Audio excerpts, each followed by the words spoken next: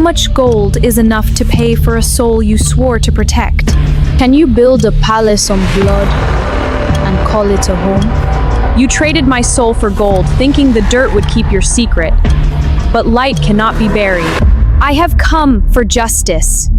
I shall burn your mansion down to dust. And your downfall begins now! There is no shadow as dark as the one cast by a smiling face. Not all gold is mined from the earth, some is washed in the blood of the innocent and hidden behind the walls of a mansion. Look at the trust of a mother, look at how she carries her own heart and places it in the hands of a wolf, thinking she has found a shepherd. It was a time of hidden daggers and silent screams, a time when a man decided that his wealth was worth more than his soul. But hear me clearly, the wind does not just blow, it carries the voices of those who were silenced, and the numbers of a genius will always add up to the truth in the end. This is the story of Adeobi. The elders say that when you see a man dancing in the middle of a drought, do not ask where he got his water, ask who he sacrificed to get the rain. In a village where the sun bites the skin and the stomach often grumbles in the night, lived a woman named Grace. Grace was a widow who walked until her feet bled just to put a single wrap of fufu on the table. But in her humble heart, there was a diamond. Her daughter, Adeobi, was not just a child, she was a girl whose brain worked like a celestial clock. While other children were playing in the red dust, Adeobi was using a stick to solve complex mathematics on the ground. She could count the stars before they even appeared, and her brilliance was the talk of the village. But as the proverb says, a beautiful flower in a poor man's garden is always at risk of being plucked by a greedy hand. You see, the world is a place where those who have much always want more. In the city, living in a palace of marble and glass, lived Mr. Collins and his wife, Linda. Linda was Grace's sister, but they lived in two different worlds. Mr. Collins was a man of immense power, a man whose cars were longer than the village paths. But inside that mansion, there was a heavy silence. Linda was barren, her womb was a desert that refused to bloom. She spent her days crying for a child, not knowing that the wealth she enjoyed was not a blessing from heaven, but a debt from the dark. Mr. Collins was a ritualist, a member of a court where time was running out. The spirits he served were hungry, and they told him that for his empire to stand, he needed a sacrifice of his own blood, a family soul that was pure and bright. Desperation is a bridge that leads to disaster. When the school fees became a mountain Grace could no longer climb, she looked toward the city. She did not know that her brother-in-law was a snake, she only saw the expensive cars and the way Linda glowed in her photos. She took Adeobi by the hand and traveled to the mansion, pleading for help. "Please, my sister," Grace cried, "take my daughter. Let her go to school in the city. Her brain is too big for this village. Help me save her future." Linda, desperate for the presence of a child, opened her arms wide. And Mr. Collins. He stood in the shadows with a smile that did not reach his eyes. He saw Adeobi's brilliance, he saw her innocence, and he knew he had finally found the lamb for his altar. But the wickedness of a ritualist is like a slow-acting poison. Mr. Collins did not start with a knife, he started with a gift. He bought Adeobi the finest dresses and the best books. He enrolled her in a school where they called her the Math Queen. He acted like the father she never had, while behind closed doors, he was counting down the days to her 10th birthday. He was fattening the cow before the slaughter. Adeobi, in her sweet innocence, loved him. She would sit on his lap and show him her equations, telling him, "Uncle, one day I will build you a house made of gold." She did not know that he was already building her a house made of earth.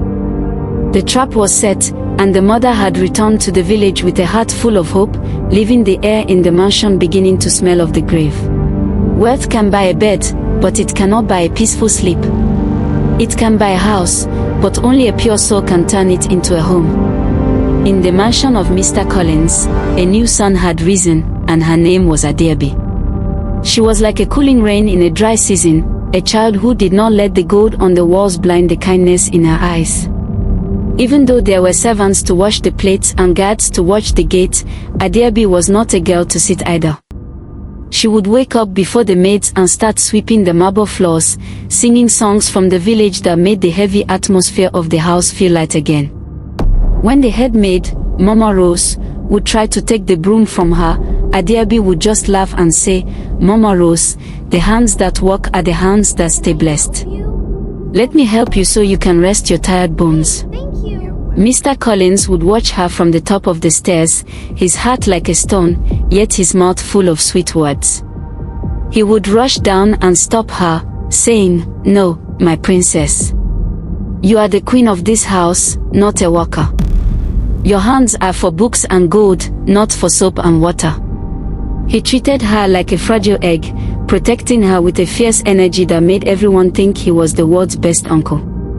And Linda was like a woman who had been walking in the dark and finally found a lamp. She poured all the love she had saved for 10 years into Adeobi. She took her shopping for the finest silks, brushed her hair every night with a silver comb, and called her my miracle daughter. Linda was innocent, blinded by the joy of having a child.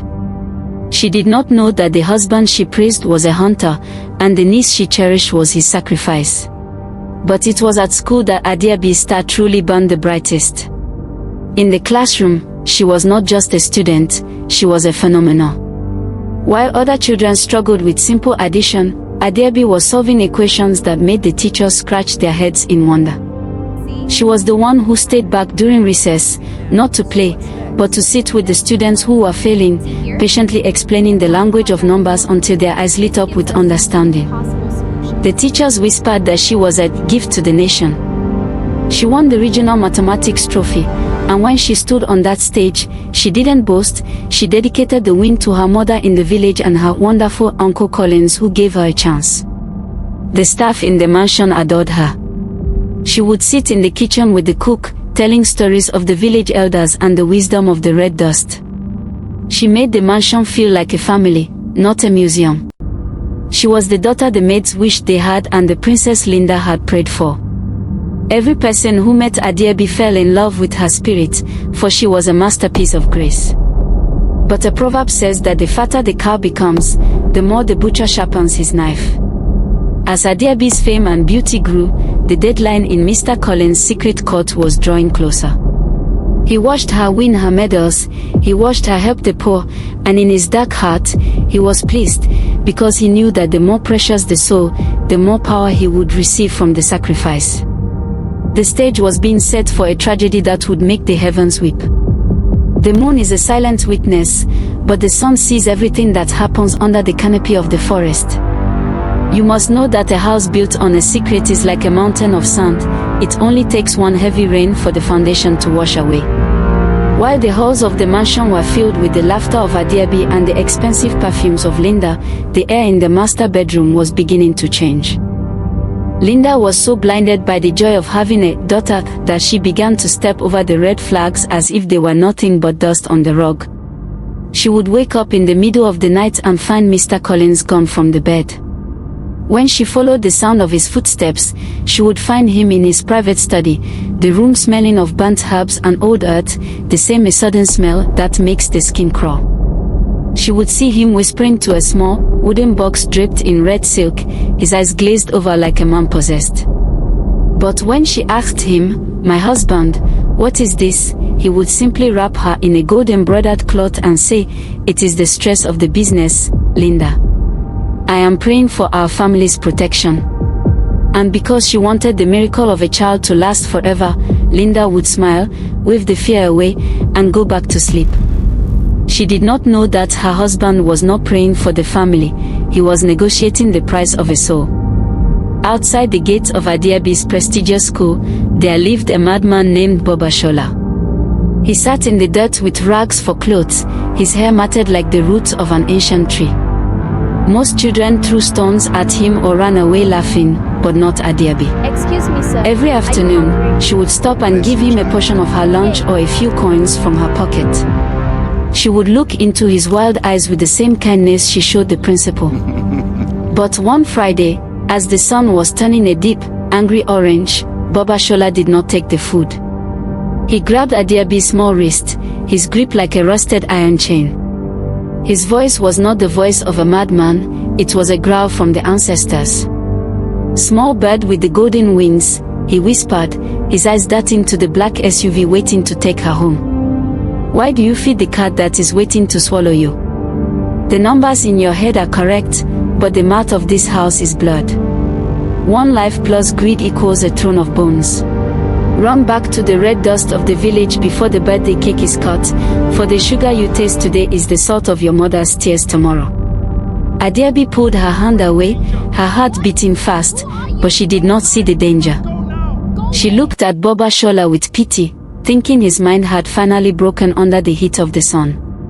She wiped the dust from her uniform and said softly, "Baba, don't say such scary things. My uncle is a good man.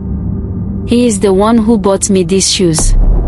He is the one who pays for my books." She shook her head and walked toward the car, waving at him as if he had just told a joke.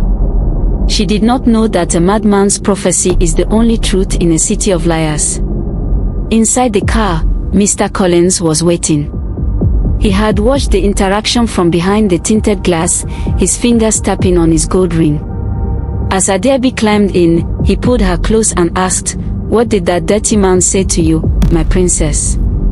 Adeobi laughed and replied, "Oh, uncle, he was just talking about math and birds. He's just confused." Mr. Collins smiled, a cold, slow curve of the lips that signaled a disaster. "Yes," he whispered, very confused. "But don't worry, your birthday is in 3 days. After that, princess, you will never have to worry about anything again. You will finally be at peace." The trap was now fully locked, and the countdown to the birthday sacrifice had officially begun. The heart of a mother is like a telephone that never stops ringing. Even when she is miles away in the village, Grace could feel the spirit of her daughter in the city. Every evening, Grace would sit by her small lantern, holding her old phone with trembling hands. She would call Linda, and the two sisters would talk for hours. Linda would gush about how Adeobi was the talk of the town. "My sister," Linda would say, her voice full of pride, "you have given me a treasure. This girl is not just a child, she is a miracle. She has transformed this mansion." Even the walls seemed to smile when she walks past. Grace would wipe a tear of joy, thanking God that she made the right choice to send her daughter away. She did not know that every praise Linda gave was like a nail being driven into Adeobi's coffin.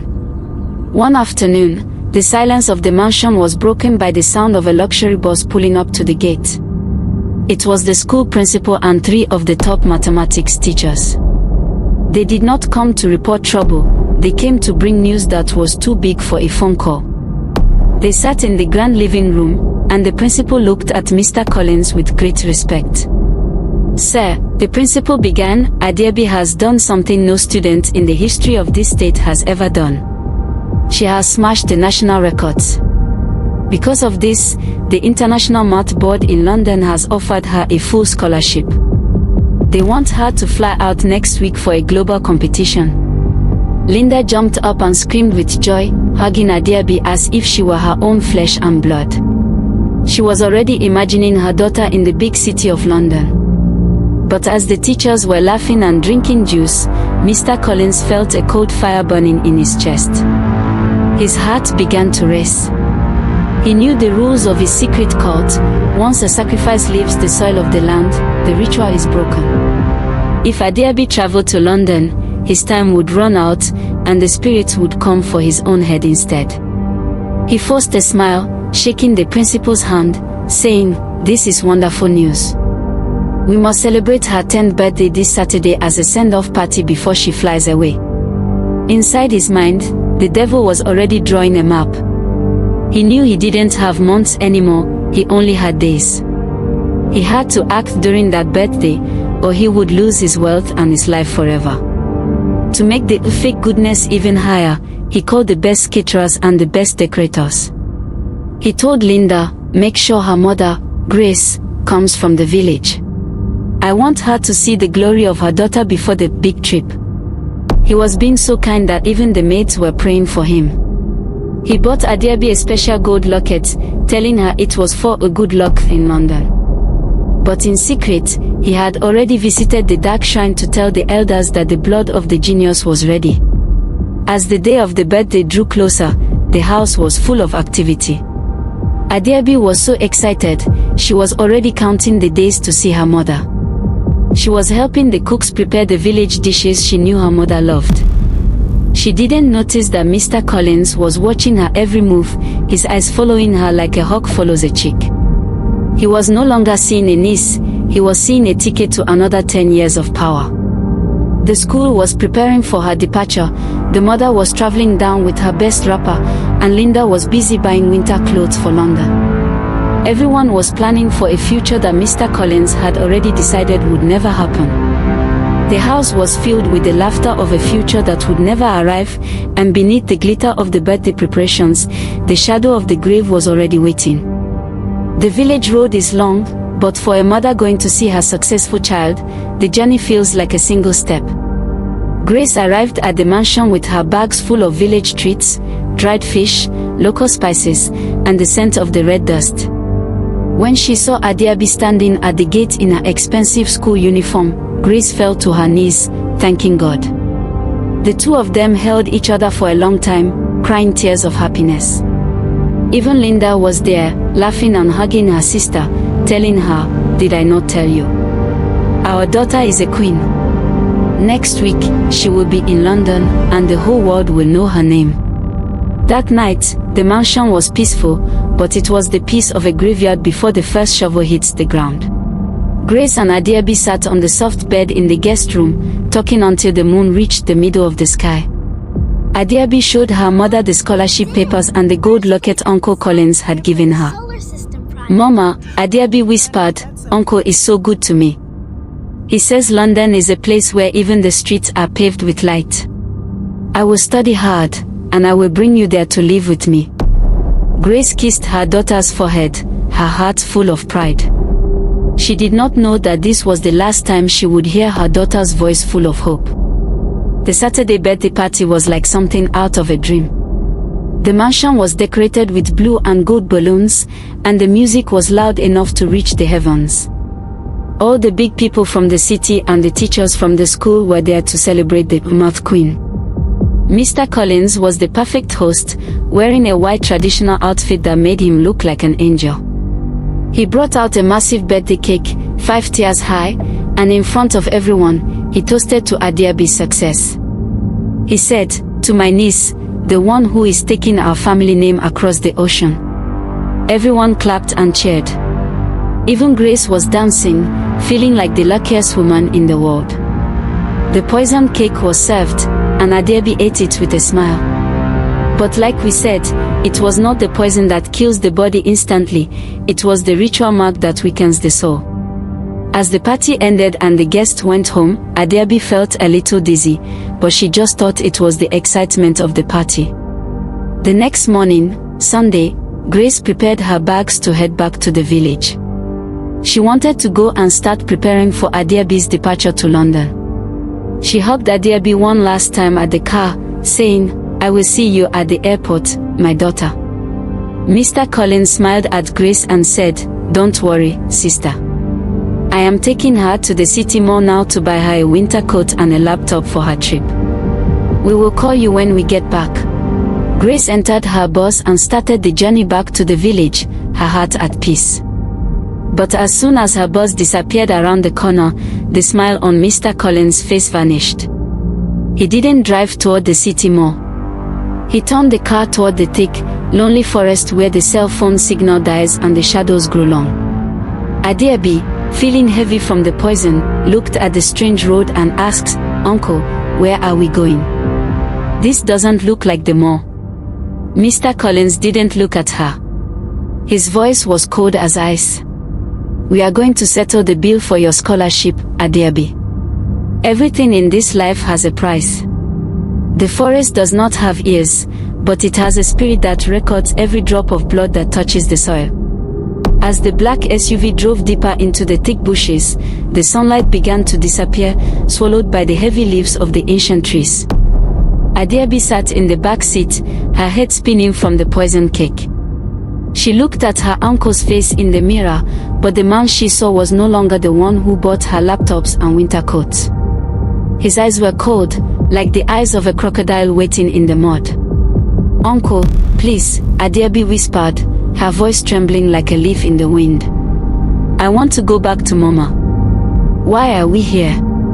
Mr. Collins did not answer. He stopped the car at a place where the air felt heavy and smelled of rotting vegetation. He stepped out and dragged her from the car, his hands no longer gentle. He led her to a small clearing where a red cloth was spread over a flat stone. There were no kidnappers. There were no thieves. There was only a man who had sold his conscience for a seat among the powerful. Adeobi looked around and saw the ritual marks on the trees, and she finally understood. Her mathematical brain, which could solve any equation, finally realized the answer to this one: she was the sacrifice. She fell to her knees, clutching the gold locket he had given her. "Uncle, I helped the children at school. I helped the maids at home. I promised Mama I would take her to London. Why me, Uncle? Why me?" Mr. Collins looked down at her, and for a second, a shadow of guilt crossed his face, but he quickly pushed it away. "London was a dream for a girl who had a future, Adeobi," he hissed. "But my future is more important than yours. The spirits gave me 10 years of wealth, and now they want their payment. You are the only one pure enough to satisfy them." He did not use a gun, for the ritual demanded a silent death. As the sun took its final breath for the day, the forest became a courtroom where the innocent was condemned. Adeobi did not fight back. She was too weak from the poison, and her heart was too broken by the betrayal. As her life was taken under the shadows of the Iroko tree, the wind in the forest suddenly stopped blowing. The birds became silent. The only sound was the heavy breathing of a man who had just traded his knees for more years of gold. Mr. Collins did not look back at the shallow grave he had prepared. He took his own shirt and tore it with his hands. He rubbed dirt on his face and scratched his own skin with a sharp stone to make it look like a struggle. He threw Adeobi's school bag into the deep bush to hide the evidence. He stood there for a moment, making sure the lie was perfect, before he climbed back into his car to go and play the role of a grieving uncle. He did not know that while he was cleaning the blood from his hands, a new kind of wind was starting to blow, a wind that was already traveling toward the village to find a mother who was still waiting for a phone call.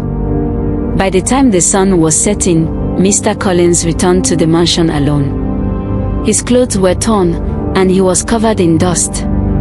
He burst through the door, screaming Linda's name, falling to the floor like a man who had lost everything. "Linda! Linda! The kidnappers," he wailed, his voice full of fake terror.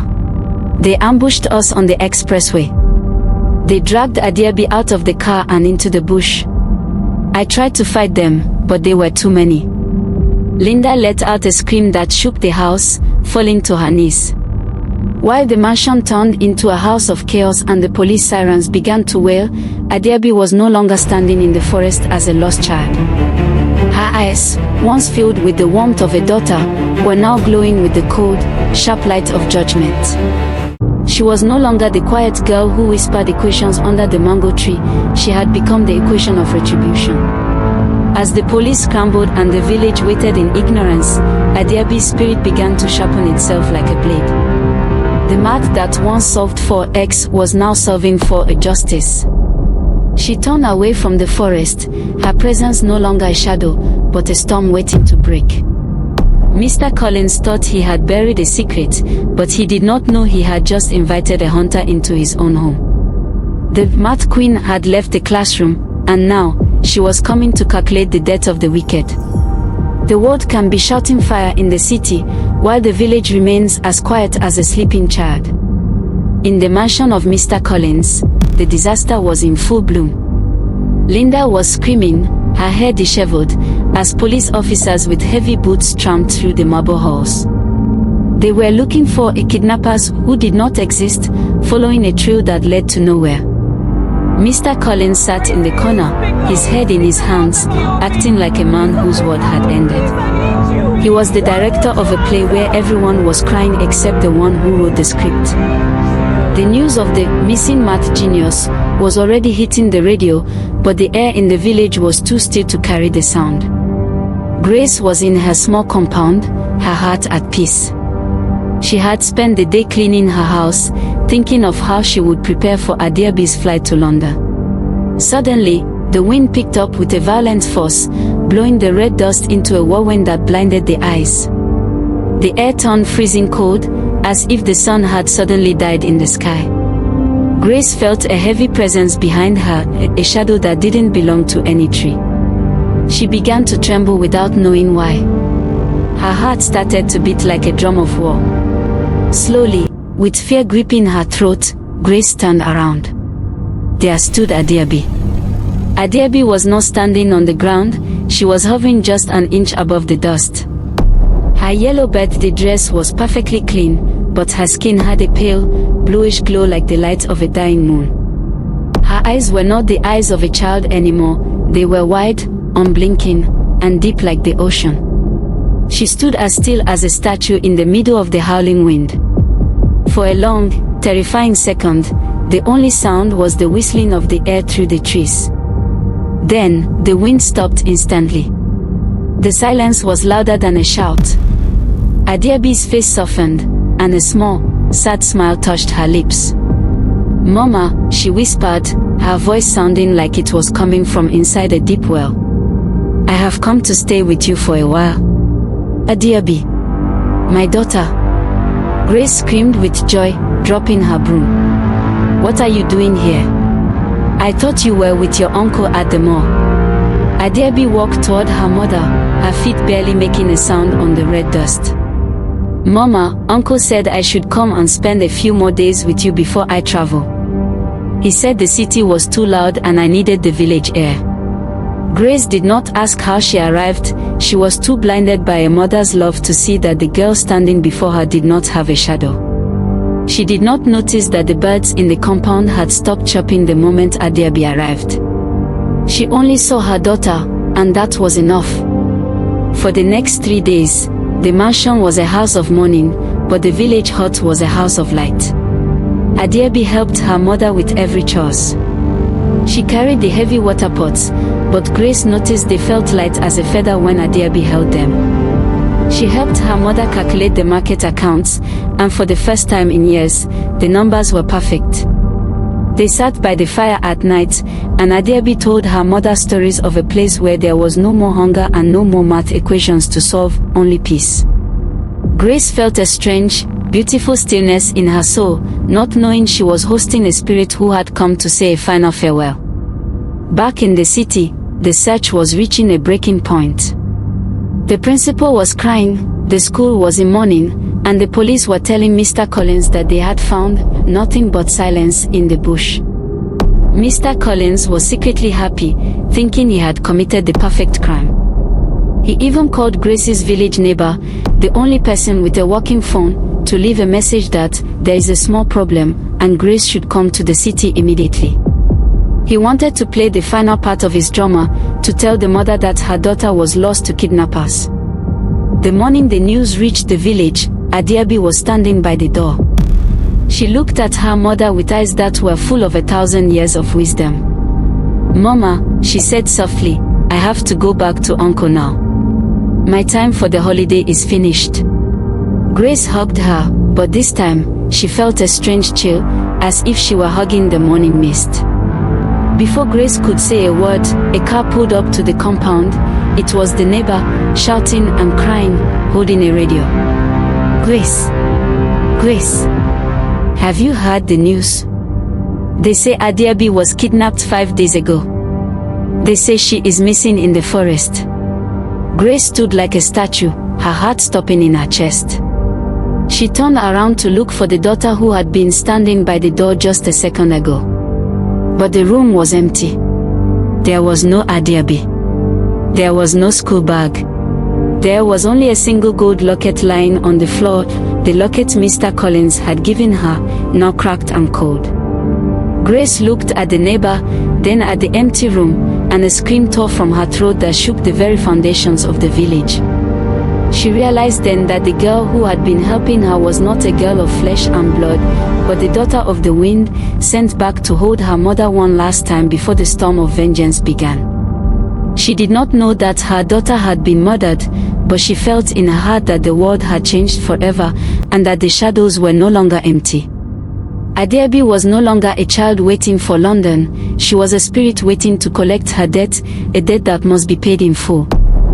And as Grace fell to the dust, the wind began to howl, not with the sound of a breeze, but with the chilling, calculated whisper of a genius who had finally solved the equation of her own murder. The elders say that you can lock the door against the thief, but you cannot lock the door against the wind. In the city, Mr. Collins was already drinking expensive brandy, celebrating the success of his dark deal. He looked at his bank alerts and saw his wealth growing. He told Linda, "Don't cry, my wife. We will find her. The police are working hard." But in the dark corners of his heart, he was laughing. He thought he had buried the mad queen so deep that even God would forget her.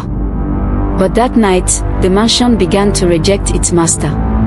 It started with the numbers.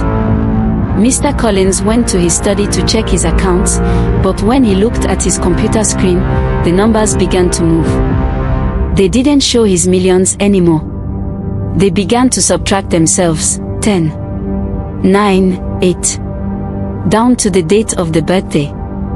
Then, the screen turned a deep, blood red, and a single sentence appeared in the center of the mouth, "Why me, uncle?" He jumped back, knocking over his chair. He tried to tell himself it was a technical error, but then he heard it. It wasn't a scream, it was the sound of a small girl's voice, whispering from the air conditioner. "Uncle, you counted the gold, but you forgot to count the blood. You forgot to carry the one soul you couldn't kill." He ran to his bedroom, locking the door and hiding under his silk blankets. But the room grew freezing cold. He looked toward the large vanity mirror, and his heart nearly stopped. The steam from the shower had covered the glass, and a small hand had written in the mist, "I am home, Mama." Suddenly, the smell of the forest, the smell of wet earth and rotting leaves, filled the room. Mr. Collins looked at the floor and saw wet, muddy footprints leading from his door straight to his bed. They were small footprints. The footprints of a 10-year-old girl. He looked up, and for the first time, he saw her. She was standing at the foot of his bed, her skin glowing with a vengeful light, her yellow dress dripping with the mud of the grave. She leaned forward and whispered, "The scholarship was for London, uncle, but my graduation will be in the river." Grace arrived at the mansion, throwing herself on the marble floor, her voice hoarse from screaming. "My brother. Where is she? You told me she was safe."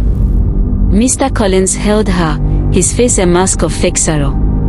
But the nightmare was closing in. That night, the haunting moved from shadows into light.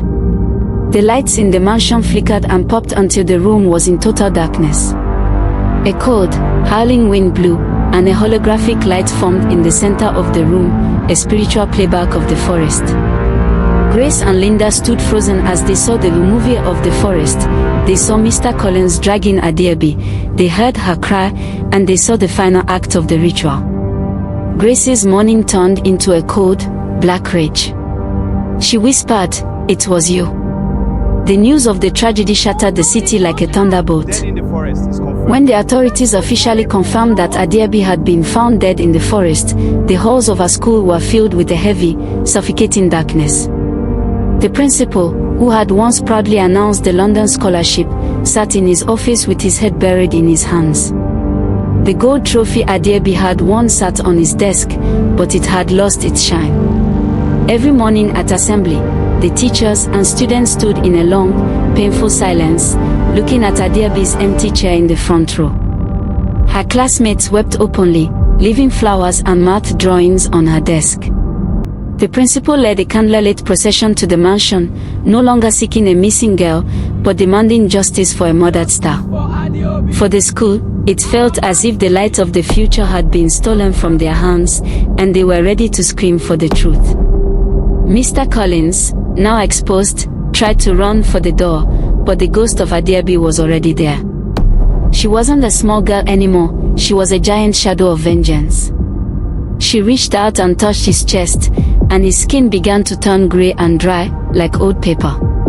He fell to his knees, his luxury clothes turning into rags before their very eyes. The Mad Queen was finally finishing her last equation, and the answer for Mr. Collins was beginning to reveal itself. The silence that followed the confession was more terrifying than the loudest scream. Grace stood up from the floor, her eyes no longer filled with tears, but with a cold, spiritual fire. She looked at Mr. Collins, not as a brother, but as a monster. "You traded the blood of an innocent for the gold of the earth," she whispered. "Now, let the earth take back what belongs to it." As she spoke, the mansion began to groan like a living thing. The expensive marble floors started to crack, and from the deep gaps, the smell of the forest, that wet, rotten smell of the grave, began to fill the air.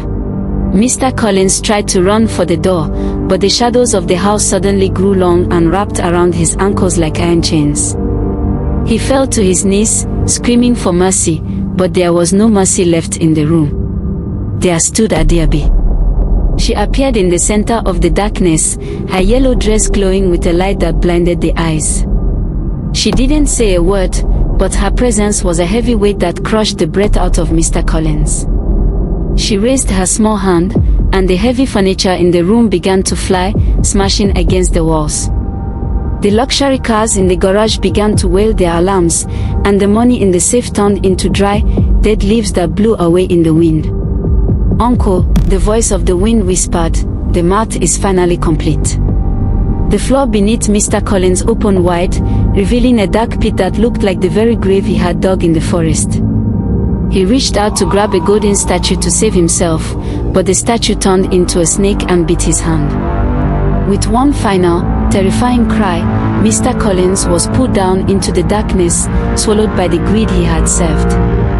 The lights of the mansion flickered one last time and died. When the morning sun rose, the mansion was no longer a palace, it was a ruin, covered in the red dust of the village. Linda and Grace were found outside the gates, safe but changed forever. Grace returned to her small hut, carrying only the gold locket and the math books of her daughter. People say that if you pass by that village mango tree late at night, you can still hear the sound of a young girl's voice, solving the mysteries of the universe. Grace sits on her porch, looking at the stars, knowing that her daughter is no longer a victim, but a queen in the heavens. The story of Adeobi teaches us a hard lesson: the shortcut to wealth is a road that leads to a cliff. Do not sacrifice the innocent for a seat at the table of the wicked, for when the wind of justice blows, even the tallest mansion will fall like a house of cards. The elders say that the person who kills an innocent child for money has not only destroyed a life, they have set fire to their own future. Look at the house of Mr. Collins. It was built with gold, but the foundation was laid with the tears of a widow and the blood of a genius. He thought that because he was a big man in the city, the small girl from the village had no protector. But he forgot that the God of the fatherless does not sleep, and the wind has eyes that see through the thickest walls. To every parent watching this story, be careful whom you trust with your treasures. Not every hand that offers help is a clean hand. Some people come as uncles and benefactors, but inside their hearts, they are hunters looking for a soul to trade. Wealth that is not worked for is a trap, and a scholarship that comes from a wicked source is a ticket to the grave. It is better to eat dry bread with your children in peace than to eat a 5-tier cake in a mansion of blood. And to those who think they can hide their evil deeds under expensive lace and designer shoes, remember the end of Mr. Collins. The earth will always vomit what it cannot digest. You can buy the police and you can buy the judges, but you can never buy a peaceful sleep once the daughter of the wind starts to count the cost of your greed. This has been a journey of pain, justice, and the power of a mother's love.